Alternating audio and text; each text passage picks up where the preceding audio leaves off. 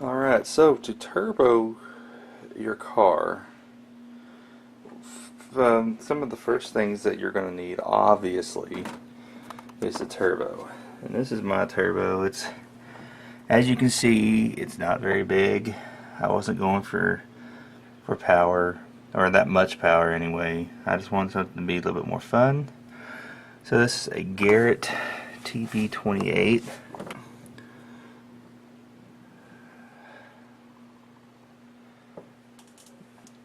Garrett TB28. There's that's where I would start first. Get the turbo, and then obviously you need to get yourself a turbo manifold. Along with that, go ahead and get you a downpipe, which my downpipe is, it's made for the Mazda, kind of, but I had to get a new outlet because I could not find one that was made for a TB28. So apparently TB28 is not a very popular turbo to use. Obviously you need your oil lines. Mine's not water cooled, it's just oiled, so I don't have water lines on this particular one, but as you can see we got the feed line, your return line. So right now my intake is not hooked up, but that's what this pipe right here, the silver one. Yeah, usually there's another pipe that'll run to about that area, which actually it's sitting right there. It's just disconnected, and that's where my air filter will be. So your air filter will sit. Mine sits about right here, and it runs straight into the turbo. Which, just to let you know, you can run these pipes however you want. Now this one right here is the one coming from the turbo. And I've tried to figure out, there's all kinds of different ways that you can run your intercooler piping, or your hot pipe is what they call this one, to your intercooler.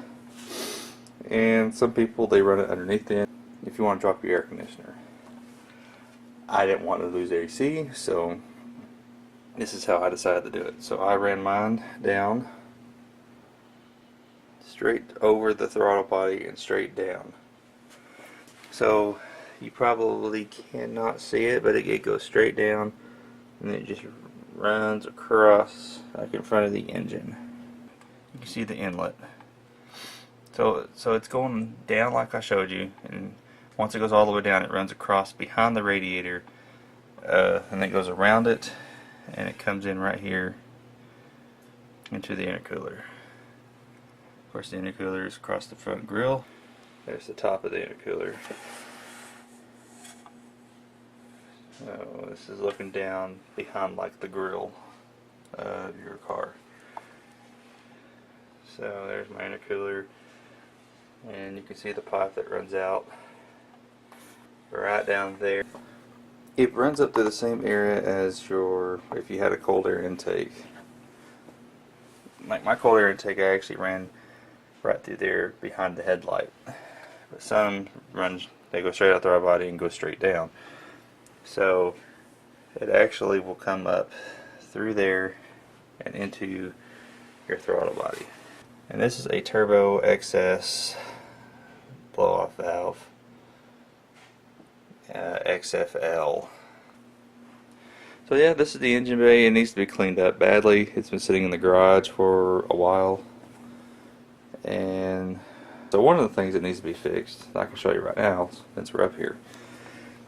Okay, I did not install a restrictor yet for my oil, for one, and for two, my oil line setup right here, it leaks a little bit. But if you get your turbo setup put on and everything, and your car's smoking like a freight train, it's probably because your turbo is getting too much oil, which is what mine is doing currently. So I have a restrictor on the way, and what it does is that you just take out your inlet here, which I will show you when it comes in, and you just screw that into it, and then it'll limit how much oil actually goes into the turbo. Okay, so this is my oil return line. This was very badly done, as you can see. So pretty much it did get welded into the pan, and we tried everything to make this work, and it just did not work. So we actually have a no-weld plug coming. And so we're going to take the pan back off, and we're going to put that on, and we're going to clean all this up, get all this gasket maker crap off, because it was not working, and the oil just keeps leaking out. But your oil return line will come down, and it'll go into your oil pan. So yeah, there's the overview of everything. I'll show you one more time. This is the turbo, all the piping, your boost gauge. Now, this is one that I was not that familiar with, so I did a lot of research to figure out where to tie in the boost gauge to, and where to hook it into where it'll actually work and do its job and everything like that. So let me pop off this cover here. I'm fair warning you right now, it's dirty. So I have not cleaned this thing in a very long time, so from where it's been sitting. But you have a air line that runs. Let me back up here so you can see what I'm talking about. Alright, so here's your throttle body, right? And then you have a line that actually runs right here. See this vacuum line? Runs through here. Okay, so that's where you're going to tee in to do your for your boost gauge. So your boost gauge will come with a tee already, which is what this sucker is right here, or it should. And you just cut into your line, put the tee in, and then run the line through. And this will run through all the way down to this other tee that you see down here. And so what we got going on here is one side of that tee is going to run into the top of your blow-off valve. Now, they make gauge pillars that you can buy to replace, you know, this whole piece right here, where you don't have to customize like I did. But I customized it because a friend of mine gave me this gauge pod. It only had two, which is that's all I wanted, and I think it turned out pretty good for what it is, or what I've, you know, and it was free. But anyway, this is where I got my boost gauge and my air fuel. It's a really good monitoring tool. This is one gauge that is definitely recommended if you're going to turbo your car. The next gauge that I would recommend is an actual air fuel ratio gauge, not one that just that cheap one, which is what I had before in here, that just wires into your